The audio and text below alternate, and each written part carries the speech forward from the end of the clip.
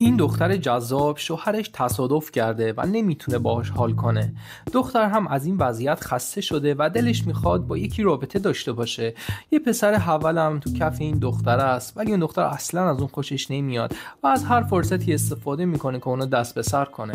ولی اون پسر هر روز میاد لب چشمه و دختر رو دید میزنه، به معنی واقعی لب چشمه میره و تشنه برمیگرده.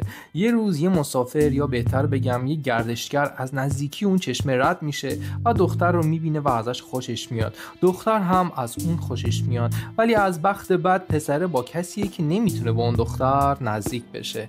اون پسر هوسباز همین صحنه ها رو میبینه و میفهمه دختره یه جورایی تو کفه، ولی به روی خودش نمیاره، تا اینکه یه روز یه گردشگر دیگه میاد به اون منطقه و از دختر آدرس میپرسه و دختر هم از اون مرد خیلی خوشش میاد و باهاش همراه میشه که مسیر رو بهش نشون بده.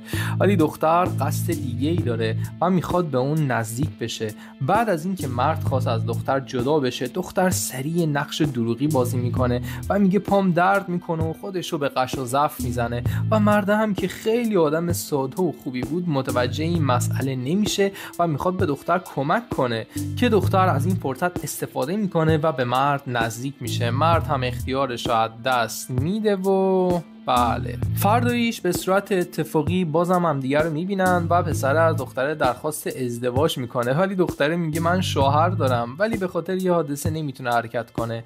مرد میگه من یه متخصصم، میتونم بهش کمک کنم. دختر قبول میکنه و دوتایی پیش شوهره میرن. شوهر بند خدا هم از همه جو بیخبر قبول میکنه و کلی هم خوشحال میشه.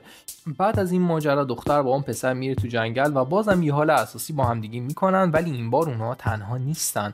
اون پسره یه حول هوسباز که گفتم الان دست دخترها رو خونده و داره ازشون فیلم میگیره تا بتونه ازش سوء استفاده کنه. بعد از اون شب اونا بازم همدیگه رو میبینن و دختر یه جوری حتی جلوی شوهرش هم شیطنت میکنه با اون مرد. ولی خب قرار نیست که این خوشی خیلی ادامه دار باشه، چون که فیلمشون دست اون پسره است. قبل ادامه این فیلم بگم که اگه تو هم دنبال فیلم‌های خاص و جذاب میگردی، کانال منو سابسکرایب کن. اسم فیلم رو هم آخرش بهت میگم. خب بریم سراغ ادامه داستان. یارو میره سراغ دختره و فیلمو نشونش میده و میگه اگه کاری که ازت میخوام رو انجام ندی، فیلم رو نشون شوهرت میدم و بدبخت و بیچاره‌ت میکنم. با اینکه اصلا از این کار خوشش نمیاد و در عذابه، ولی خب مجبور قبول کنه تا بتونه قضیه رو سر به هم بیاره. بعد از اون دختر میره توی جنگل سراغ همون پسری که ازش خوشش میاد و باهاش یه حال اساسی هم میکنه که خاطرات بد رو بشوره و ببره. ولی از شانس بعد اون یارو سر میرسه و مچش رو میگیره و این بار جلوی همون مرده با زنه میخوابه و غرورشون رو میشکنه و حسابی حال هر دوشون رو میگیره.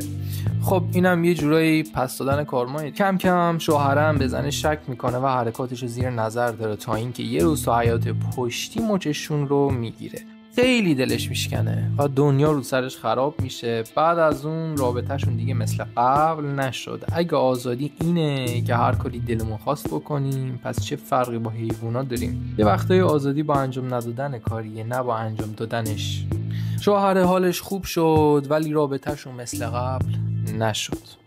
راستی مرسی که تا اینجا با من بودی. اسم فیلمم اینه.